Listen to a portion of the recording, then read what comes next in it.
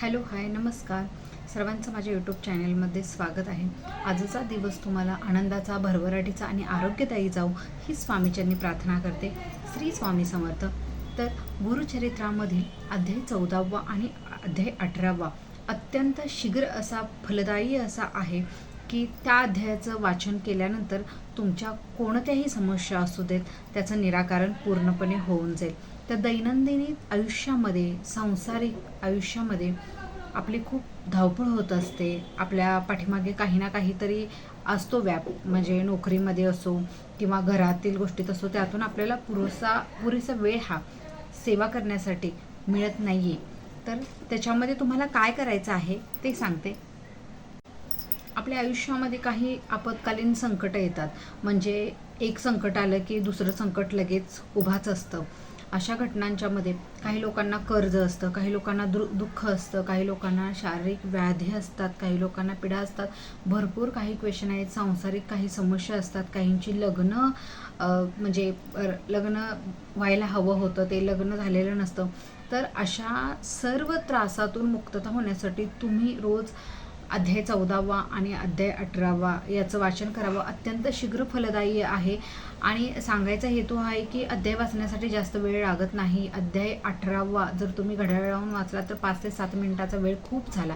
आमचं तरी 5 मिनिटामध्ये वाचन होतं. आणि 18वा अध्यायसुद्धा सेम तुम्ही 5 मिनिटात वाचू शकता. हार्डली तुमची 10 मिनिटे जातील अध्याय 14वा आणि अध्याय 18वा या वाचनासाठी. अध्याय 14वा आणि अध्याय 18वा हा मेरुमणी म्हणावा लागेल, हा गुरुचरित ग्रंथामधील. कारण गुरुचरित ग्रंथ हा इतका पवित्र ग्रंथ मानला आहे की त्याला 5वा वेद असंच म्हटलं आहे. आणि ह्याच्यामध्ये बघायला गेलं ना तर, कारण बघा, मानसिक त्रास असणं प्रत्येक वेळेला, तर काय असतं हे, तर गुरुबळ कमी असण्याचं लक्षण आहे. तर तुम्हाला हे गुरुबळ वाढवावं लागेल. तुमच्या पाठीमागं गुरुबळ असावं लागेल की जसं की आपण म्हणतो पत्रिकेमधील सगळे ग्रह जरी आपले फिरले आणि आपला गुरुबळ जरी एकटा भक्कम असला ना, तर गुरुग्रह हा सगळ्या ग्रहांचा म्हणजे एकदम टॉप मानला जातो. आणि ह्या ग्रहांचं इतकं पॉवरफुल आहे हा गुरुग्रह की ह्या सगळ्या ग्रहांच्या वरती हा ग्रह नियंत्रण करू शकतो. इतकं गुरुमध्ये ताकद आहे, इतकी गुरुची प्रबळ अशी इच्छा आहे. तर बघा, ज्या वेळेला आपण या सेवा करत असतो सगळ्या, तर त्याच्यामध्ये स्वामींचा आशीर्वाद, आपल्या गुरूंचा आशीर्वाद आपल्याला मनापासून घ्यायचा आहे. आणि मनापासून जेव्हा तुम्ही करतात, कोणत्याही प्रकारचा अहंकार ठेवायचा नाही आहे. अहंकार विरहित तुम्हाला ही सेवा करायची आहे स्वामींच्या चरणी रुजू. ज्या वेळेला तुम्ही या सगळ्या गोष्टी कराल त्यावेळेला बघा, कितीही तुमच्या आयुष्यामध्ये अडचणी असू देत, काहीही असो, दुःख असो, पीडा असो, कोणत्याही प्रकारचा तुम्हाला त्रास असतो, तर बघा तुमच्या केसाला सुद्धा धक्का लागणार नाही. म्हणतात ना की आयुष्यामध्ये बघा, कर्म कुणाला चुकलेले नाहीत. प्रत्येकाच्या आयुष्यामध्ये कर्म आहेत, जे केले त्याचे भोग हे भोगायचेच आहेत. पण काय होतं, जेव्हा आपण गुरु सानिध्यामध्ये येतो आणि गुरु सानिध्यामध्ये आल्यानंतर जेव्हा आपल्यावर गुरूंचा प्रभाव होतो, जेव्हा त्यांची कृपादृष्टी आपल्यावरती होते, त्यावेळेला कसं असतं, जी 100% गोष्ट घडणार आहे आपल्या आयुष्यामध्ये, बघा, गोष्ट घडणार आहे ती घडणारच आहे. जे विधिलिखित लिहिलेलं आहे त्या विधिलिखित गोष्टी ह्या घडणारच आहेत, त्याला आपण नाही अडवू शकत. ठीक आहे. तर त्याची कुठेतरी झळ जी असते ना, ती फक्त आपल्याला 10% लागते. म्हणजे मोठं काहीतरी घडणार आहे, त्याच्यातून आपण सावरतो अगदी, म्हणजे ती आपल्याला नकळत आपल्याजवळनं ती गोष्ट घडून जाते. मग आपण म्हणतो बघा, काळ आली होती पण वेळ आली नव्हती, असं आपण म्हणतो. तर इथं कुठेतरी तुमच्यावरती ती कृपा झालेली असते, तुमच्या गुरुची कृपा झालेली असते तुमच्यावरती. त्याच्यामधून तुम्ही सही सलामत वाचलेला असतात. आणि हीच सेवा जर तुम्ही अशी मनापासून केली ना, तर मी तुम्हाला काय सांगितलं मगाशी की तुमच्या केसाला सुद्धा धक्का लागू शकत नाही. कारण स्वामी तुम्हाला कोणत्याही खडतर परिस्थितीमधून बाहेर काढतात आणि त्याचा कोणत्याही गोष्टीचा प्रभाव होणार आहे तो तुमच्यावर कमी प्रमाणात अगदी होऊन जातो. तर 14व्या अध्यायामधील मी तुम्हाला भावार्थ सांगते. साईदेवानं जी पूजा केलेली असते ना, त्या पूजेला संतुष्ट होतात नृसिंह सरस्वती आणि त्या साईदेवाला वरदान करतात, म्हणजे वरदान देतात. तर साईदेव सुद्धा गुरूंना विनंती करतो की मी ज्यांच्याकडे नोकरी करतो, मी जिथे नोकरीला आहे, तो यवन जो आहे तो अत्यंत क्रूर आहे. तो ना दरवर्षी ब्राह्मणांना ठार मारतो आणि आज मला त्याच्यासाठीच त्यानं बोलवलेलं आहे. तर मी जर त्यांच्याकडे आता गेलो तर माझे निश्चितच प्राण तो घेईल. तरी तुम्ही काहीही करा आणि मला या संकटातून मुक्त करा, असं साईदेव हा नृसिंह सरस्वतींना बोलतो. त्यावेळेला हे ऐकून जे श्रीगुरूंनी त्याच्या मस्तकावर अभयहस्त ठेवला आणि म्हणाले की तू निश्चितपणे यवनाच्या भेटीत जावे असे सांगितले आणि तू परत आल्यावरच आम्ही पुढील यात्रेस निघू असे आश्वासन त्यांनी दिले, गुरूंनी दिले साईदेवाला. त्याचप्रमाणे ब्राह्मण जो होता तो यवनांच्याकडे गेला. तो यवन महाभयंकर यमासारखा होता. साईदेवाला पाहताच अत्यंत क्रोधित होऊन तोंड फिरवून घरात तो निघून गेला. साईदेव भयचकित होऊन श्रीगुरूंचे चिंतन करू लागला. घरात जाताच त्या यवनाला अचानक निद्रेनं घेरलं. म्हणजे काय योगायोग आहे बघा. ज्या व्यक्ती मरणाच्या दारामध्ये उभी आहे, ज्या व्यक्तीला असं वाटते की आता आपलं मरण आहे, तिथेच ती जी व्यक्ती आहे म्हणजे जो तो यमासारखा दिसणारा अत्यंत क्रोधित असा यवन आहे, तो घरामध्ये निघून गेला आणि त्याला निद्रेनं घेरलं आणि त्याला भास झाला की कोणी ब्राह्मण आपल्या शरीराचे तुकडे करीत आहात. म्हणजे त्याच्या स्वप्नातच ते आलं. तर त्यावेळेला भयंकर क्लेशाने तो यवन जागा झाला आणि मग साईदेवाला न मारताच त्याच्या पाया पडून तुला इथे कोणी बोलावले आणि आता तो लवकर परत जा असं म्हणून त्यांनी वस्त्रभूषणे देऊन निरोप दिला. म्हणजे माणसात परिवर्तन किती होतं बघा. आणि त्या ब्राह्मणाच्या डोक्यावरती वरदहस्त अगोदरच ठेवलेला होता नृसिंह सरस्वतींनी की तू जा आणि तू गेल्यानंतरच मी पुढील कार्य करतो. म्हणजे गुरुचा सहवास, गुरुचा आशीर्वाद मिळणं किती महत्त्वाचं आहे, इथं ही गोष्ट सांगितलेली आहे. आणि त्यानंतर साईदेव आनंदाने लगेच आपल्या गावी वासर क्षेत्र गंगातीरी चरणांचे दर्शन घेण्यासाठी केला. श्रीगुरूंना त्यांनी सगळा घडलेला प्रकार हा सांगितला. त्यानंतर श्रीगुरू संतुष्ट होऊन दक्षिणेतील तीर्थयात्रे जाण्यास ते निघाले. तेव्हा साईदेव श्रीगुरूंना म्हणाले, आम्ही भक्तवत्सल अशी कीर्ती आहे, तेव्हा मी आपल्या सेवेत अखंड राहण्यासाठी आपल्याबरोबर येऊ इच्छितो. म्हणजे तो ब्राह्मण म्हणाला सद्गुरूंना. तेव्हा श्रीगुरू त्याला म्हणाले, मला दक्षिण तीर्थयात्रेत जाणे काही कारणाने आवश्यक आहे. मी तुला 15 वर्षांनी पुन्हा दर्शन देईन, तेव्हा तू मला पुत्र पौत्र व स्त्रीसह भेट आणि चिंता काही करू नको, सुखाने संसार कर. अशा प्रकारे साईदेवाचा निरोप घेऊन श्रीगुरू वैजनाथ क्षेत्री गेले. म्हणजे ह्या कथेचा महिमा आहे. ह्या अध्यायातील गुरुचरित्रातल्या 14 अध्यायाचं हे सार आहे.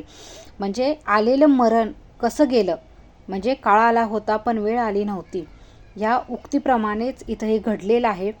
गुरुचा वरदहस्त डोक्यावरती असल्यामुळे जे आपल्यावरती येणारं अचानक जे संकट आहे आपल्या आयुष्यामध्ये येणारं ते निघून जातं. अशा प्रकारे या 14व्या अध्यायाचं खूप महत्त्व आहे. आणि आता 18व्या अध्यायाचं तुम्हाला मी मराठीतील भावार्थ सांगते. तर 18 अध्यायामध्ये काय आहे, म्हणजे गरिबी, आपल्यावर काही म्हणजे आर्थिक संकट असेल, म्हणजे उन्नती होत नाही आपल्या घराची किंवा प्रगती कोणत्याही प्रकारची नाही, तर ती कशी आपली परिस्थिती चेंज होते ते सांगितलेलं आहे याच्यामध्ये अध्याय 18व्यामध्ये. तर पंचगंगेच्या तीरी अध्याय 18वा. पंचगंगेच्या तीरी ना ज्याला आता नृसिंहवाडी असं म्हटलं जातं. तर नृसिंहवाडीमध्ये नृसिंह सरस्वती हे 12 वर्ष राहिलेले होते आणि तिथली ती पंचगंगा आहे, त्या नदीची थोरवी फार आहे. शिवा, भद्रा, भोगावती, कुंभी व सरस्वती ह्या नद्या मिळून पंचगंगा हे नाव प्रख्यात झालेलं आहे. आणि श्रीगुरूंनी गुप्तपणे राहण्यासाठी हे स्थान निवडले होते. त्या तीर्थक्षेत्राचा उपयोग पुढे भक्तजनांचा उद्धार करण्यासाठी होणार म्हणून श्रीगुरू तेथे प्रकट झाले. आणि तेथे असताना श्रीगुरू भिक्षेसाठी अमरापूर गावात रोज जात असत. त्या गावात एक ब्राह्मण वेदाभ्यास करणारा होता. त्याची स्त्री पतिव्रता होती. तो ब्राह्मण केवळ ब्राह्मणांच्याकडूनच कोरडी भिक्षा घेत असे आणि आपली उपजीविका चालवत असे आणि सात्विक वृत्तीने नित्यकर्म त्याचं होतं. तर त्याच्या घराजवळ ना म्हणजे दारापाशीच एक घेवड्याचा शेंगाचा मोठा असा वेल होता आणि त्या वेलाला शेंगाना कधी कधी गावात जर भिक्षा नाही मिळाली तर तो शेंगा काढायचा आणि त्याच्यावर आपला उदरनिर्वाह चालत होता. म्हणजे त्याचं चालत होतं कसं तरी घर. आणि एके दिवशी काय झालं, श्रीगुरू त्या विप्राच्या घरी आले भिक्षेसाठी आणि त्यांनी आनंदाने स्वागत केले त्या ब्राह्मणाने आणि त्याने भक्तीने षोडोपचारी पूजा करून घेवड्याच्या शेंगांची भाजी करून आपल्या गुरूंना भोजनासाठी दिली. आणि श्रीगुरूंनी जेवण झाल्यानंतर ब्राह्मणाला आशीर्वाद दिला की आता तुझे दैन्य दूर होईल, दारिद्र्य तुझं दूर होईल आणि आता तू सुखाने संसार कर, असे म्हणून अंगणातील दाराजवळचा वेल ते जाता जाता त्यांनी तोडूनच टाकला व ते संगमावरती निघून गेले. आणि जसा वेल निघून पडला तसं ब्राह्मणाची पत्नी, मुले म्हणजे दोष देऊ लागले गुरूंना आणि तो ब्राह्मणी म्हणजे त्रस्त झाला थोडा. आणि परत म्हणाला की आपले देव असेल तसं होईल म्हटला. आणि म्हणजे वाटणारच ना कोणाला पण, ज्याच्यावर उदरनिर्वाह होत होता तीच गोष्ट नाही आहे. आता आपल्याकडे काय करायचं, जे आपल्या घरी आले गुरु जेवायला त्यांनीच ते तोडून टाकला तर ठीक आहे, काहीतरी चांगली गोष्ट असेल पुढे किंवा आपल्या नशिबात जे काय असेल ते बघू, असं ब्राह्मण म्हणाला. तेव्हा त्याच्या बायका मुलांची समजूत तो घालू लागला की पूर्वजन्मीचा आपलं पापपुण्याचा जसा ठेवा असेल त्याप्रमाणे आपलं कर्म आपण भोगतोय, त्यामुळे दुसऱ्यांना दोष देणं म्हणजे मूर्खपणाचं लक्षण आहे. आणि तो तारक म्हणून भिक्षेसाठी आलेला होता आणि त्याने आपल्या दारिद्र्यरूपीचा दोष नेला असं आपण समजू. तर विप्राने तुटलेला वेल कृष्णेत टाकून दिला, कृष्णा नदीत, व त्या वेलाचे मूळ खोलवर गेलं होतं आणि ते काढण्यासाठी दाराजवळची जमीन तो खोदू लागला. वेलाचे मूळ काढताच त्याच्याखाली एक त्याला कुंभ सापडला, मोठा हंडा. तो बाहेर काढून घरात घेऊन गेला तर तो कुंभ उघडला असता त्या कुंभात खूप सारे धन मिळाले. हे पाहून त्या विप्राला त्याच्या कुटुंबाला खूप आनंद झाला. यतीश्वर प्रसन्न झाले आणि त्यांनी आपला शब्द खरा केला. तेव्हा तो सामान्य योगी नव्हता तर ते ईश्वराचाच अवतार होता याची त्याला खात्री पटली. तेव्हा लगेच आपल्या कुटुंबासह त्यांच्या दर्शनासाठी संगमावर गेला आणि श्रीगुरूंची पूजा त्याने केली आणि घडलेला सर्व वृत्तांत तेव्हा श्रीगुरू सांगितला. तेव्हा श्रीगुरू त्याला म्हणाले, ही गोष्ट गुपित ठेव, माझे स्वरूप जर तुम्ही लोकात प्रकट केलेत तर ही सर्व संपत्ती नाहीशी होईल. असे सांगून श्रीगुरूंनी ब्राह्मणाला आशीर्वाद दिला. तेव्हा जो मनुष्य दैवहीन आहे त्याने गुरुचा आश्रय करावा, तोच त्याच्या पहिल्या तीराशी नेईल. या उक्तीप्रमाणेच इथे तो ब्राह्मण आता बघा श्रीमंत झाला म्हणावं लागतं. हा असा 18वा अध्यायाचा महिमा आहे. 14 आणि 18वा अध्याय. अध्याय 14वा आणि अध्याय 18वा संकल्पयुक्त केला ना तर खूप छान आहे. तुम्हाला एखाद्या पूजेच्या ठिकाणी किंवा पूजेच्या एखाद्या दुकानामध्ये ना तुम्हाला हे मिळून जाईल, पुस्तक म्हणजे जे बुक आहे ना अध्याय 14व्याचं आणि अध्याय 18व्याचं असं मिळून जाईल. दोन्ही अध्याय एकामध्येच असतील किंवा वेगवेगळे असतील, 14वा अध्याय किंवा 18वा अध्याय असं त्याचं वेगवेगळं सुद्धा बुक असू शकतं. तर अत्यंत कमी वेळामध्ये याचं वाचन होतं. तुम्ही ऐकू सुद्धा शकता. माझ्या यूट्यूब चॅनलवरती मी व्हिडिओ त्याचा बनवलेला आहे ऐकण्याचा सुद्धा, तुम्ही ते ऐकू सुद्धा शकता, असं काही नाही आहे. आणि आता बघा संकल्पयुक्त जर तुम्ही 14वा अध्याय 18वा अध्याय केलात तर खूप चांगला आहे. संकल्प सोडून म्हणजे तुम्ही 40 दिवसाचा करा, 21 दिवसाचा करा, 1 महिन्याचा करा, नाही कायम स्वरूपाचाच करा, जसं तुम्ही जमल तसं करू शकता. पण ज्या वेळेला तुम्ही करता संकल्पयुक्त त्यावेळेला काही नियम आहेत, काही अटी आहेत, त्या आपल्याला पाळाव्याच लागतात. याचं जर संकल्पयुक्त तुम्हाला करायचं असेल तर तुम्हाला बघा मांसाहार टाळावा लागेल. म्हणजे तुम्ही संकल्पयुक्त करत असाल 40 दिवस वगैरे तर तुम्हाला मांसाहार करता येणार नाही पहिली गोष्ट. कारण कसं आहे, नियम आहे त्याला काय, आणि ते नियम हे पाळावेच लागतील. जर तुम्ही सकाळी खाणार आणि संध्याकाळी वाचन करणार या गोष्टी होऊ शकत नाहीत, असं नाही होत. तर म्हणजे कसं आहे, माझं मत आहे की तुम्ही खाऊच नका जर तुम्हाला खायचं आहे आणि वाचायचं तर, नाहीतर वाचूच नका जर तुम्हाला खायचं आहे तर, अशी गोष्ट आहे. माझं खाणाऱ्यांच्यावर कोणत्याही प्रकारचं बंधन नाही आहे. जे मांसाहार करतात ते करा, पण ॲटलिस्ट ज्या दिवशी तुम्ही मांसाहार करणार आहात त्या दिवशी तुम्ही वाचन करू नका. ठीक आहे, वाचन करू नका तुम्ही त्या दिवशी. किंवा काय काय लोकांच्या घरी बघा आता सर्रास गुरुवारी वगैरे कुणाच्या घरी नसतं, सोमवार, गुरुवार, शनिवार हे दिवस पाळले जातात. तर ठीक आहे, ज्या दिवशी तुम्ही मांसाहार करणार आहात त्या दिवशी कोणत्याही प्रकारचं तुम्ही वाचन करू नका. कळकळीची अगदी विनंती आहे. आणि मांसाहार करूच नका असं मी तुम्हाला नाही सांगू शकत, कारण ती तुमची इच्छा आहे शेवटी. आणि दुसरी गोष्ट म्हणजे ब्रह्मचर्याचं पालन नाही केलं तरी चालेल. ह्याच्यामध्ये जास्त काही नाही आहे, म्हणजे हेच पाळा असंच करा हे फक्त नाही. ह्याच्यामध्ये बघा तुम्हाला जे मी आता सांगितलं त्याच गोष्टीचं आहे. मांसाहार फक्त नाही खाल्ला तरी चालतो. ठीक आहे, ज्या वेळेला तुम्ही संकल्पयुक्त करता त्यावेळेला. आणि स्वामींची प्रतिमा तुमच्या घरामध्ये असावी किंवा श्री दत्त महाराजांचा फोटो तरी तुमच्या घरात असावा. आणि मला म्हणायचं की दोन्ही जरी नसेल तुमच्याकडे समजा, तर दोन्ही नसेल तर तुम्ही मनातल्या मनात डोळे बंद करून स्वामींचं स्मरण करू शकता आणि नंतर हे वाचू शकता तुम्ही. पण कसं असतं, शेवटी प्रतिमा समोर असली की एक पॉझिटिव्हिटी एनर्जी आपल्यामध्ये येते, आपण देवाला डोळे भरून पाहतो. तर तसं असेल तर तुम्ही करू शकता, नसेल तरी पण ही सेवा तुम्ही करू शकता, असं काही नाही आहे. आणि ह्याच्यामध्ये जास्त असं नियम काही नाही. तुम्ही दैनंदिन तुमचे जे 11 म्हणजे 21 अध्याय आणि 11 माळी जप जे आपले काय आहे त्याच्यामध्ये सुद्धा ॲड करून हा 14वा अध्याय किंवा 18वा अध्याय तुम्ही वाचू शकता. याच्यामध्ये बघा तुमचं दुःख, दरिद्र, पीडा, तो आकस्मित येणारे मृत्यू म्हणा, किंवा गुरूंचं पाठबळ एक प्रकारचं, जो गुरुग्रह मी मगाशी म्हटलं ना तुम्हाला की तुमचा स्ट्रॉंग व्हायला पाहिजे, या गोष्टीसाठी मदत होते ह्या अध्यायामध्ये जे आपण वाचन करतो तेव्हा.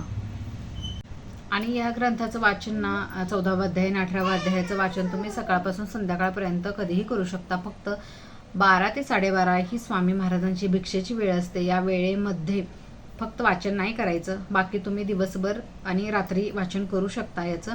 आणि जे तुमच्या घरामध्ये जी रोज अन्न शिजतं ते नैवेद्य म्हणून स्वामींना तुम्ही दाखवू शकता. वरण भात चपाती जे तुम्ही खाता ते, असं नाही की बाबा हेच हवं तेच हवं, असं काही नाही आहे, असं दाखवू शकता. मला एक म्हणायचं की या गोष्टीतून सगळं झालं, फक्त हे 14वा अध्याय आणि 18वा अध्याय तुमच्या मुखातून किंवा तुमच्या कानाकडून, म्हणजे एक तर तुम्ही ऐकला पाहिजे, नाहीतर तुम्ही केलं पाहिजे संकल्पयुक्त. ह्या 2 गोष्टी तुमच्यापर्यंत मला पोहोचवायच्या आहेत. आणि जसं स्वामी काही काही वेळेला आपली परीक्षा पण घेतात, हे वाचताना आपल्याला काही काही गोष्टीमध्ये अडथळे सुद्धा येतात, हे मी तुम्हाला नक्की नेक्स्ट व्हिडिओमध्ये सांगेन. तर झालेली सेवा स्वामीचरणी रुजू करते. स्वामी समर्थ. जय जय स्वामी समर्थ. व्हिडिओ आवडत असल्यास नक्कीच लाईक करा, शेअर करा, सबस्क्राईब करा. थँक्यू, धन्यवाद. स्वामी समर्थ.